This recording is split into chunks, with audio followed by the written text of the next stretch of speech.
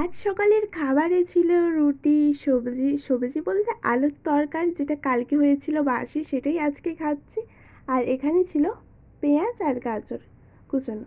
তো এটা খাওয়ার পর দিদির সাথে কিছু রান্নায় হেল্প করে দিচ্ছিলাম, যেখানে আজকে দুপুরে রান্না হয়েছিল ভাত, শাক ভাজা, একটা সবজি, আলু ভাজা, পটল ভাজা। তারপর ফোন আসে যে বেরিয়ে পড়ো তুমি। তো আমি বেরিয়ে পড়লাম। আর আমি একা গাড়িতে করে কোথায় যাচ্ছিস, তোমাদের অনেকেরই মনে প্রশ্ন থাকতে পারে। তো আমি যাচ্ছি আমার বাবা মাকে আনতে।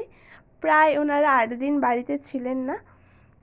আর এত ভালো লাগছিল কি বলবো। তো বাড়িটা পুরো অফ হয়েছিল, সত্যি কথা বলতে।